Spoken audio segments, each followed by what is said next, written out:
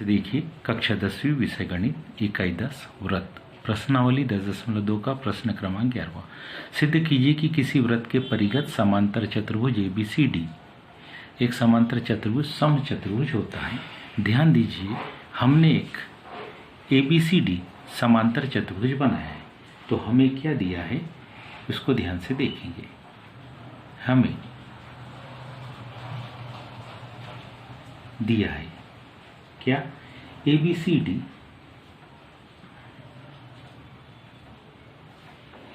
वृत्त के परिगत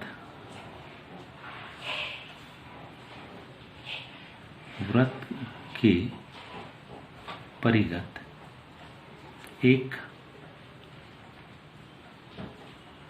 समांतर चतुर्भुज है। इसके आधार पर अपने को सिद्ध करना है।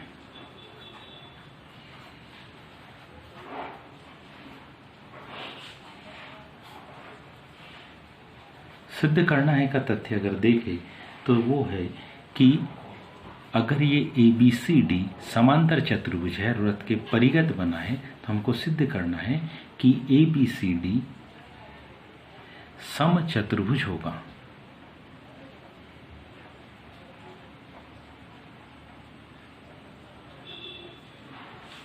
इसके लिए हम इसकी उत्पत्ति लिखेंगे कुछ इस प्रकार से।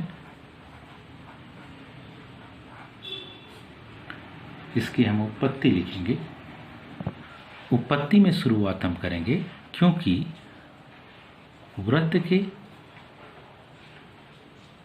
बाह्य बिंदु से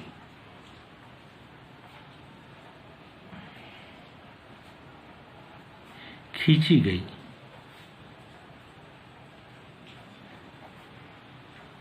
स्पर्श रेखाओं की लंबाइयां कैसी होती है? समान होती है। यदि ये समान होती है तो इसके आधार पर हम लिख सकते हैं जितनी A से P की दूरी होगी उतनी ही A से S की दूरी होगी।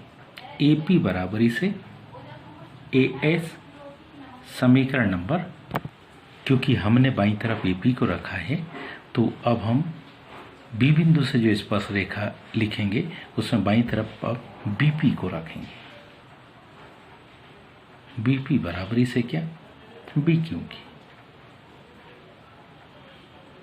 क्योंकि B बाहरी बिंदु है। B से एक स्पर्श रेखा BP, दूसरी है BQ। पुनः इसी प्रकार जब हम आगे लिखेंगे तो आगे लिख रहे हैं हम CR को एक तरफ और CQ को दूसरी तरफ। CR बराबरी से किसके? CQ के। C से R का डिस्टेंस और C से Q का डिस्टेंस ये भी कैसा होगा? बराबर होगा। और चौथी इसमें लिखेंगे हम तो बाईं तरफ लिखें, क्योंकि इधर CR लिख चुके हैं तो CR का शेष भाग था DR, तो बाईं तरफ हम लिखेंगे DR बराबरी से DS। ये समीकरण हो गया 4। ऐसा क्यों लिखा? क्योंकि AP में BP जुड़कर AB बन जाएगा, CR में DR जुड़ के CD बन जाएगा, BQ में QC जुड़ के BC बन जाएगा, AS में DS जुड़ के AD बन जाएगा। मतलब इन चारों समीकरणों को क्या करना है? जोड़ना है। समीकरण 1 धन समीकरण 2 धन समीकरण 3 और उसमें समीकरण 4 को जोड़ देंगे। इन चारों समीकरणों को जोड़ने से ग्रुप को लिखते समय सावधानी से लिखेंगे। AP के बाद BP को, बाईं तरफ हमने लिखा AP धन BP, फिर लिखेंगे हम क्या? CR धन DR, CR धन DR।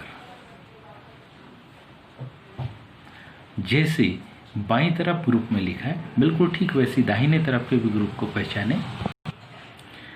AS ये है और उसके बाद ये चौथे नंबर का मान है DS। इन दोनों को साथ साथ लिखेंगे तो क्या लिखेंगे हम? AS धन DS, फिर लिखेंगे हम BQ धन CQ। AP में BP जुड़ जाएगा तो क्या बन गया, AB। CR में DR जुड़ गया तो बन गया CD। AS में DS जुड़ गया तो बन गया AD। BQ में CQ जुड़ गया तो बन गया BC। अब हम में से सब जानते हैं कौन से चतुर्भुज में, समांतर चतुर्भुज में आमने सामने की भुजा मतलब AB की माप CD के बराबर होगी तथा AD की माप किसके, BC के बराबर होगी। तो कहने का मतलब है CD की जगह AB लिखा जा सकता है। तो अगली स्टेप में हम क्या लिखेंगे, AB धन AB, और दाहिनी तरफ इस BC के स्थान पर भी हम AD लिख देंगे, AD धन AD।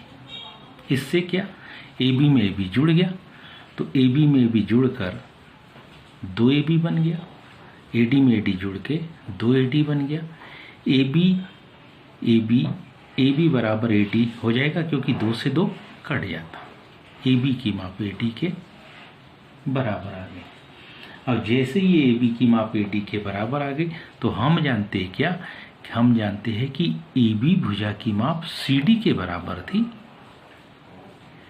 तथा AD की माप किसके, BC के बराबर है।